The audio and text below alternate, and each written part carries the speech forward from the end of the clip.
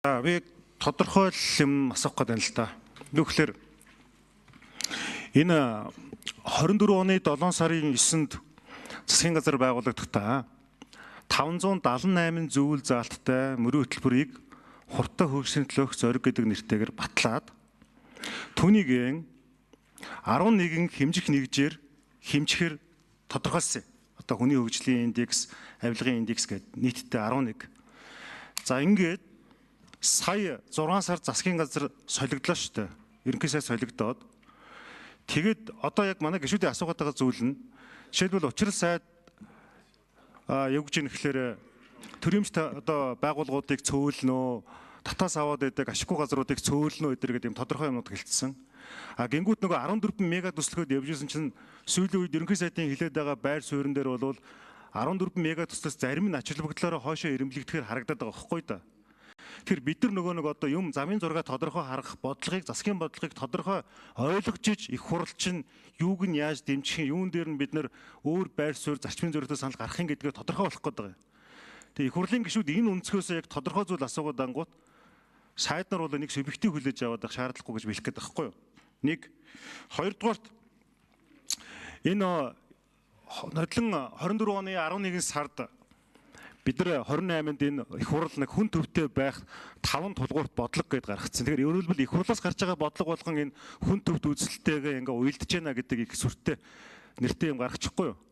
Тэгсэн чинь одоо яаж ийм гэсэн чинь өнгөрсөн жилийн хөгжлийн хөтөлбөр энэ жилийн гаргаж байгаа хөгжлийн хөтөлбөр хоёрын эренбэн өөрчлөгдсөн. Жишээлбэл одоо тэр бомтын асуудал ч гэдэм үү, хөрөнгө оруулалтын асуудлууд байр нь өөрчлөгдөд нодлон жилийн 4-д байсан асуудал 5 жилийн төлөвлөгөөн дээр нэг рүү ороод ирж байгаа юм. Хүний хөгжилтэй холбоотой асуудал. Тэгэхээр одоо миний асууж байгаа зүйл болохоор яг энэ тодорхой өнгөрсөн өмнөх засгийн газрын бодлого хичнээн хувь нь одоо яг бодлого болоод урагшаа явж байгаа юм бэ гэдэг тодорхой зүйлийг асуух гэдэг. Эдийн засгийн хөгжлийн яамнаас асуух гэдэг. Хоёрдугаар тэр Батчаргалын төгөлдөр дарга энэ хөрөнгө оруулалттай холбоотой одоо төсөл хөтөлбөр хөрөнгө оруулалтын энэ асуудал яг одоо энэ эдийн засгийн хөгжлийн яамны төлөвлөж байгаа хангалттай төвшөнд явж байгаа мó яг яаж байгаа юм бэ? Энэ дэр нэг юм тодорхой мэдээлэл өгөөч. Энэ номон дээр одоо ямар асуудал байна гэхлээр нийтдээ энэ одоо салбар бичиж байгаа юм. Бодлого хэрэгжүүлэх салбар шилбэл боловсролч гэдэг юм уу, одоо ингээд цаашаага эрүүл мэнд гэдэг юм уу. Тэнгүүд энэ үр дүнг юу гэж бичнэ гэхлээр боловсролын чанар хүртээмжийг сайжруулна гэж бичиж байгаа. За эрүүл мэнд дээр шилбэл эмийн чанарыг сайжруулна гэж бичиж байгаа. Эхлээ нөгөө хэмжих нэгжээ энэ дээр яаж оруулах юм бэ гэдгийг л асуугаад байгаа юм. Жишээлбэл одоо манай Төв аймагт Архан Сэлэнг 72334 хүүхэд 1-ээс 12 дугаар ангид сурж байгаа юм. Тэрнээс ойролцоогоор за нэмэлт 1 минут өгье. Тэгээд тэндээс 1000 гаруй хүүхдүүд шилбэл дотор байрны асуудалтай буюу одоо өвөл болвол одоо хүүтэн нөхцөлд сурч болсорж байгаа байхгүй юу?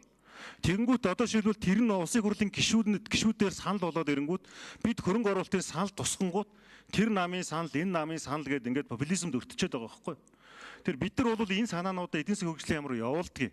Тэгэхээр шилбэл одоо хэмжих нэгж бол боловсролын чанар хүртээмжийг сайжруулна гэж байгаа бол энэтэй холбоотой хатуу зүйл нь дэд бүтцийг ямар нөхцөлд яаж ямар хэмжих нэгжээр сайжруулах юм бэ гэдгээл энэ хавтгай дотроо оруулчаач гэдэг байгаа байхгүй. Энд бол үндсэн хариуцагч, хамтрагч, арга зам, үр дүн гэсэн ийм дөрвөн ийм нүд байгаа даа. Хүсдэгтийн нүд байгаа даа. Тэр энэ дээр ингээд тодорхой болгочоод мөн одоо бас энэ хиймэл оюун ухаан, хиймэл оюун, AI энэ төрийн бүтээмжийг 70 хүртэлх хуваар сайжруулна гэдэг олон улсын сүүлийн судалгаа гараад. Хятад улс гэхэд л одоо ингээд бүх сургуульд энэ чиглэлийг хичээл орчод байгаа байхгүй. Тэгэхээр энэ 5 жилийн хөтөлбөртөө төрийн бүтээмжийг сайжруулахад AI-г яаж ашиглах талаар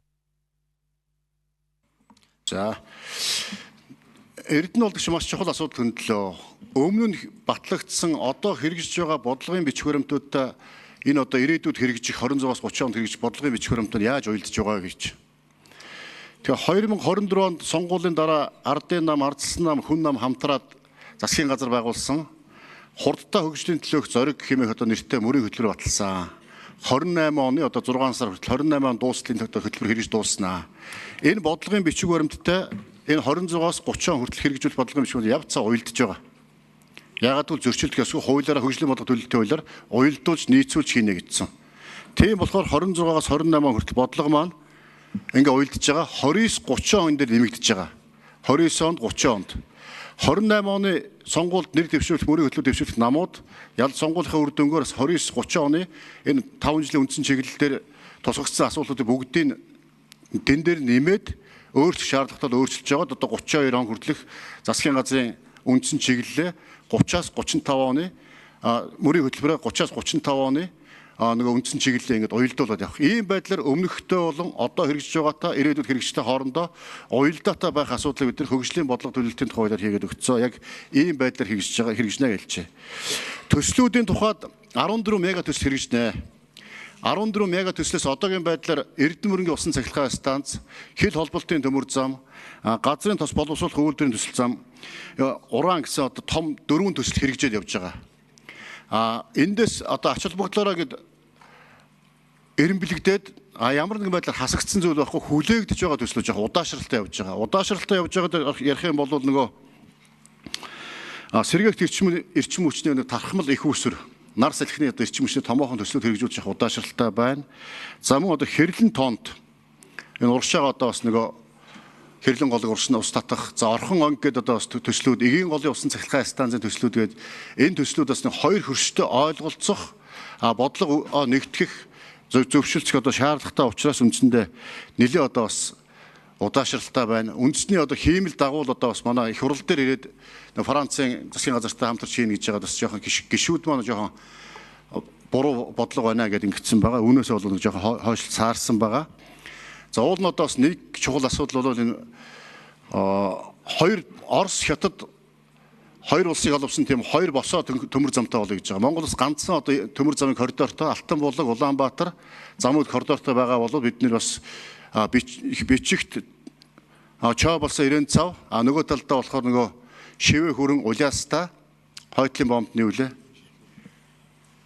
хойтлт нөгөө Оросын бомб Тувагийн ингээ холбох юм хоёр коридорыг хийх одоо ийм томоохон төсөл жоох удаашралтай явж байна. Эдийн засаг хөгжлийн яамны салбар дундын бодлого зохицуулалт хэлтсийн дарга мөнгөс өгөх гишүүний асуултанд хариулъя. За энэ удаагийн 5 жилийн одоо үндсэн чиглэлийн төслийн одоо нэг гол одоо бодлогын одоо чухал бодлогын хүрээ нь бол шинжлэх ухаан, технологи, хиймэл оюунтай холбоотой одоо бодлогын хүрээ маань байж байгаа. За түрүүнд дурдсан одоо үр дүнгийн нөлөөллийн одоо уялдаагаар ингээд авч үзэх юм бол байгаль орчны дараа энэ хиймэл оюунтай холбоотой үр дүнгууд маань бол бус үр дүнгуудтэй бол хүчтэй эерэг нөлөөлөл одоо үзүүлэх ийм одоо байдлаар шинжилгээ бол гарч ирж байгаа. За таны асуусан засгийн газрын одоо үр дүнтэй холбоотойгоор хиймэл оюун ямар үр дүн үзүүлэх вэ гэдэг дээр бол хоёр байдлаар бол үр дүн тодорхойлогдож шалгуур үзүүлэлт бол туссан. За нэгдүгээрт нь бол 12-ийн 1 дээр байгаа засгийн газрын хиймэл оюуны бэлэн байдлын индексээр одоо хэмжих ийм үзүүлэлт хиймэл оюуны зах зээлд. За 20 дугаар микрофон гүйцээгээд хариулъя. Хиймэл оюуны зах зээлд өрсөлдөх чадварыг нэмэгдүүлэх, хоёрдугаар үр дүн бол хиймэл оюуны зөв хэрэглээг нэмэгдүүлэх буюу шалгуур үзүүлэлтэн дээр хиймэл оюуны ёс зүйн бэлэн байдлын үзүүлэлтүүдээр хэмжих ийм хоёр үр дүн тусгагдсан байгаа.